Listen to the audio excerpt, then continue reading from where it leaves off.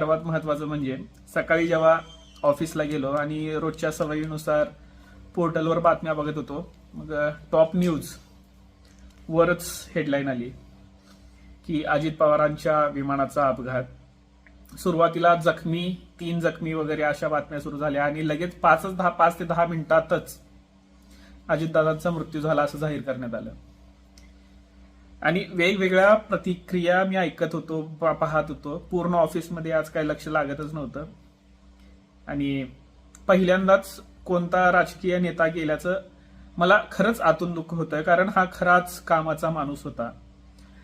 आता महाराष्ट्राच्या राजकारणामध्ये रुबाब पाहायला भेटणार नाही, दिलदारपणा कुठेतरी हरवून गेलाय आणि दादाचा जो दिलखुलासपणा होता तो मला इतर कोणत्याही नेत्यामध्ये मला कधीच पाहायला भेटत नाही किंवा मला ते दिसलंच नाही.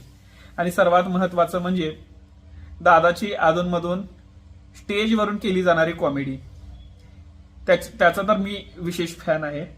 आणि महत्वाचं म्हणजे राष्ट्रवादी काँग्रेस पार्टीच्या विचारसरणीचा मी समर्थक आहे आणि समर्थक असल्यामुळे मी शरद पवार साहेबांना आणि अजित पवार हे माझे विशेष लाडके राजकारणी म्हणून मी त्यांच्याकडे पाहतो. त्यांना भेटण्याचा योग कधी आला नाही, पण सोलापूरचे शहराध्यक्ष जे आहेत संतोष भाऊ पवार यांच्याकडून जेवढा अजित पवारांबद्दल मी ऐकलंय त्यावरून एकच गोष्ट समजून येते की अजित दादांना वेळ चुकवणारी माणसं आवडत नाहीत आणि हा माणूस वेळ चुकवली नाही यांनी, पण चुकीच्या वेळेला यांनी स्वतःची जाण्याची वेळ निवडली, एवढंच सांगावं लागेल.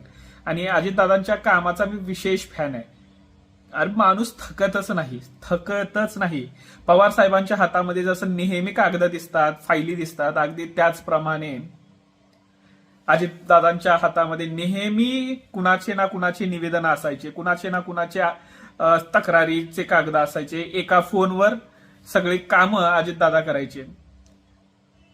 आणि विशेष मी चाहता अजितदादांचा आहे आणि त्यांच्या कामाच्या पद्धतीला कोणता नेता मॅच करू शकेल असं तरी मला वाटत नाही. खऱ्या अर्थानं महाराष्ट्राचं जे राजकारण आहे आता त्या राजकारणामधला जिवंतपणा नाहीसा झालाय. ज्याप्रमाणे संजय राऊत म्हणाले की अजितदादांशिवाय राजकारण बेचव आहे.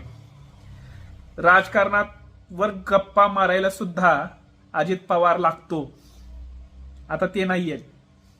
राजकारणाची मजा कशी घेणार?